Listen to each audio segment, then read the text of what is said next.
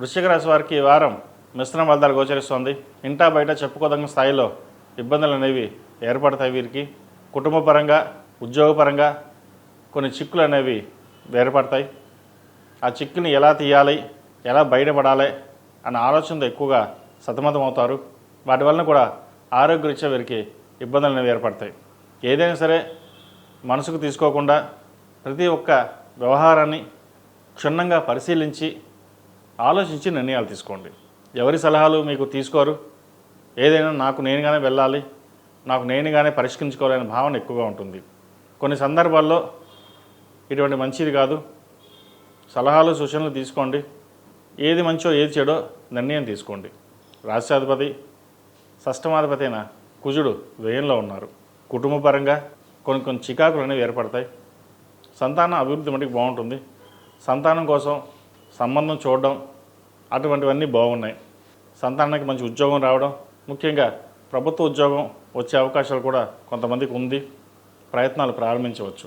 Real estate రంగం వారికి, construction ఫీల్డ్లో ఉన్న వారికి, ఫార్మా రంగంలో ఉన్న వారికి, వ్యవసాయ రంగంలో ఉన్న వారికి, ఫుడ్ ఇండస్ట్రీలో ఉన్న వారికి, చిరుధాన్య వ్యాపారస్తులకు సానుకూలంగా ఉంటుంది.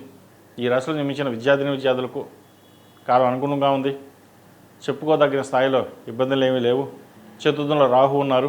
విదేశీ ప్రయత్నాలు సానుకూలపడతాయి. విదేశాల్లో ఉన్నవారికి మంచి ఉద్యోగం లభిస్తుంది. వచ్చిన అవకాశాలు ఏవైతే ఉన్నాయో అవి సద్వినియోగపరచుకోవాలి. ఈ రాశిలో జన్మించిన స్త్రీలకు ఆరోగ్యరీత్యా చిన్న డిస్టర్బెన్స్ ఉంటుంది.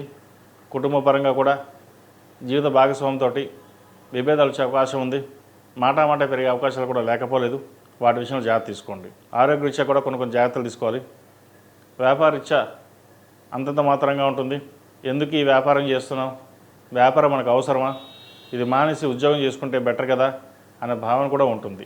ఇది అందరికీ కాదండి, కొంతమంది మటుకే.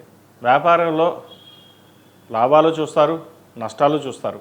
ఒక్కోసారి నష్టం వచ్చినప్పుడు బాధపడడం సహజమే, అది ప్రతి ఒక్కరికి ఉంటుంది.